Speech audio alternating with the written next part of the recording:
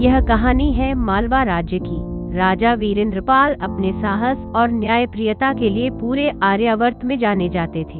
उनके महल में एक ऐसा कक्ष था जहां चंद्रकांत सिंहासन रखा हुआ था।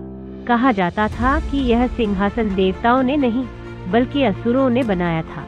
इसमें एक विशाल चंद्रकांत मणि जड़ा हुआ था जो पूर्णिमा की रात चांदनी सोखकर आग जैसी चमकने लगता। राजमहल के आचार्य हमेशा चेतावनी देते, महाराज, यह सिंहासन शक्ति का नहीं विनाश का प्रतीक है। जो भी इस पर बैठा उसका अंत भयानक हुआ। लेकिन राजा वीरेंद्रपाल के मन में यह बात एक चुनौती बन चुकी थी। एक दिन पड़ोसी राज्य कुरुजंग के दूत ने दरबार में ताना मारा, राजा वीरेंद्रपाल, तुम सिंहासन पर बैठने से डरते हो क्योंकि तुम जानते हो कि यह तुम्हें निगल जाएगा। राजा का चेहरा क्रोध से लाल हो गया। उन्होंने तलवार की मूठ पकड़ते हुए कहा, मालवा का राजा किसी श्राप से नहीं डरता। आज रात मैं उसी सिंहासन पर बैठूंगा और देखूंगा कि इसमें शक्ति है या शाप। पूरा दरबार सन्नाटे में डूब गया। मंत्री, आचार्य और रानी सब घबरा उठे, पर राजा का निर्णय अटल था। रात आई, आसमान में पूर्णिमा का चांद चमक रहा था। महल का पूरा कक्ष चांदी सा दमक रहा था। राजा वीरेंद्रपाल ने युद्ध के वस्त्र पहने और उस कक्ष में प्रवेश किया। चंद्रकांत सिंहासन मानो किसी दैत्य की तरह चमक रहा था। उसकी सतह पर हल्की धड़कन सी महसूस हो रही थी, जैसे वह जीवित हो। राजा मुस्कुराए और बोले, आज देखता हूँ श्राप जीतता है या मेरा साहस। उन्होंने सिंहासन पर बैठने का साहस किया। जैसे ही वह बैठे, पूरी कक्ष की हवा बदल गई। दीवारों पर लटके दीपक बुझने लगे। सिंहासन के भीतर से गहरी गड़गड़ाहट गूंजी। राजा के शरीर में बिजली दौड़ गई। उन्हें अचानक असाधारण शक्ति का अनुभव हुआ। हाथ में तलवार भारी नहीं, पंख जैसी हल्की लगने लगी।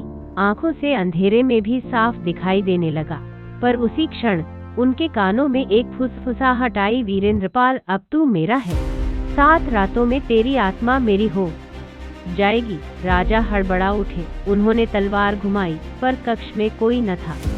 अगले दिन दरबार में राजा का व्यवहार अजीब हो गया।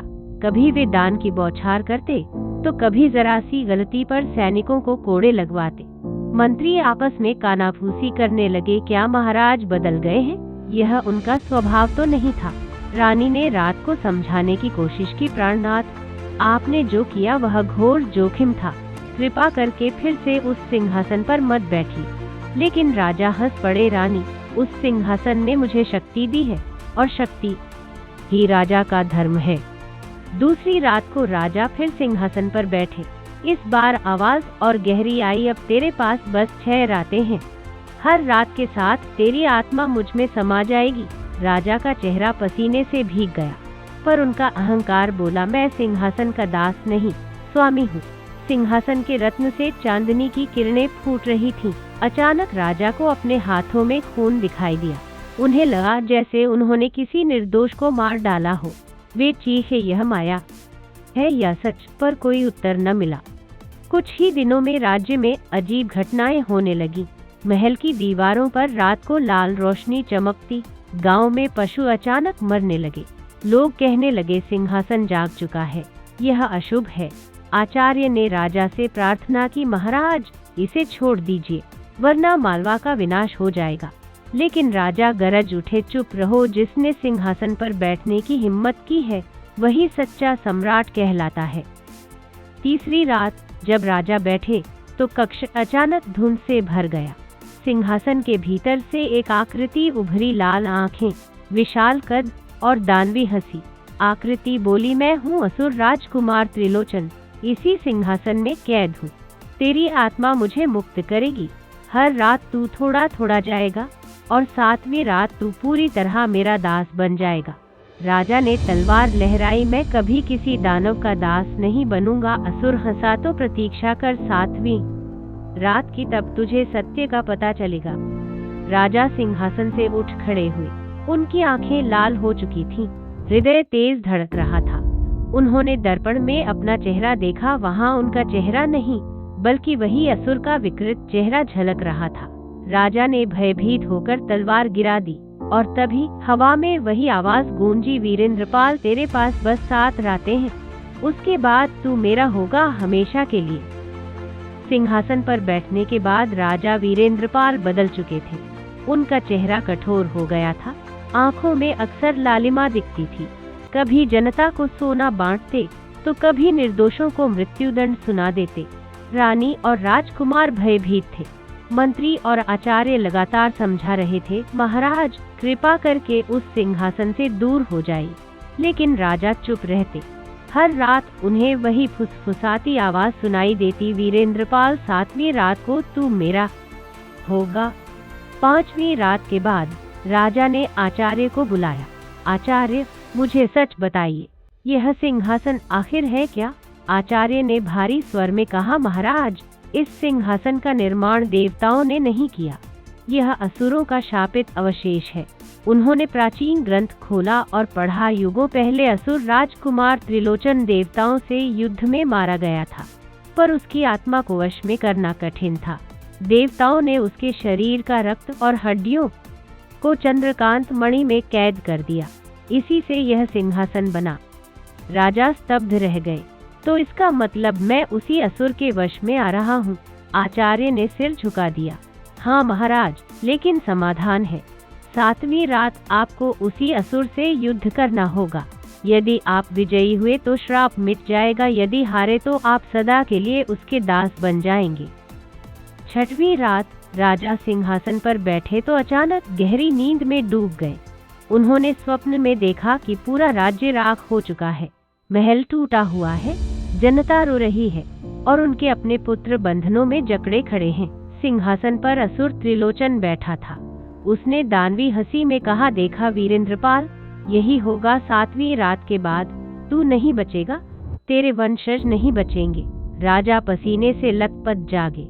उन्होंने मन ही मन प्रतिज्ञा ली, मैं अपने राज्य और वंश को इस शाप से बचाकर रहूंगा।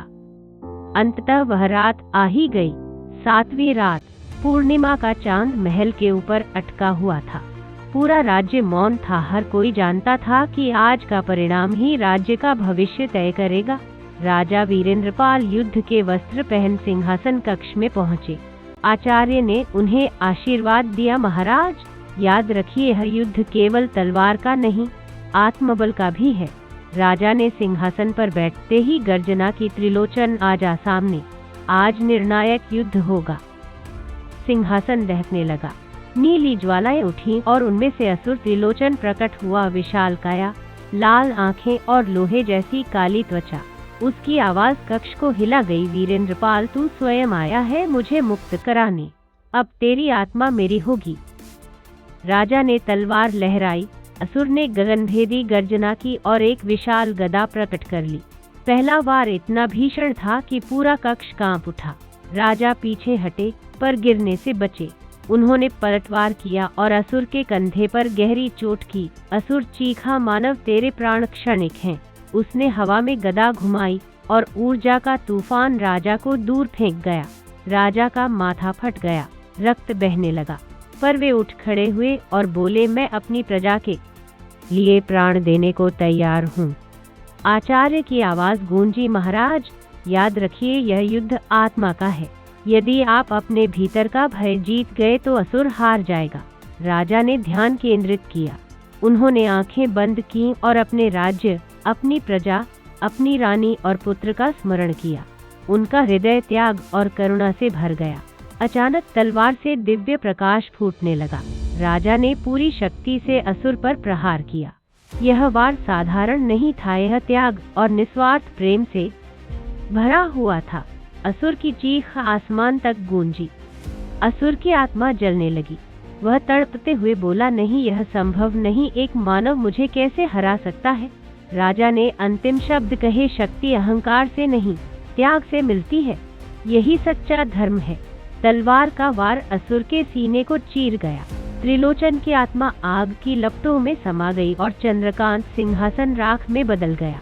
पर उसी क्षण राजा की छाती पर गहरी चोट लगी। उनकी सांसें धीमी हो गई। वे मुस्कुराए और बोले, मेरी प्रजा सुरक्षित है, अब मेरा कर्तव्य पूरा हुआ। उनकी आंखें बंद हो गईं। सुबह जब दरबार खोला गया तो वहां सिंहासन की जगह केवल राख थी और राजा का शरीर शांत पड़ा था। उनके चेहरे पर भय नहीं बल्कि संतोष की मुस्कान थी। पूरा राज्य रो पड़ा। जनता ने उन्हें त्यागी सम्राट की उपाधि दी। उनकी कथा सदियों तक गाई जाती रही, जिस राजा ने अपने प्राण देकर असुर के श्राप को मिटाया और अपने राज्य को बचाया। और चंद्रकांत सिंहासन का रहस्य इतिहास बन गया।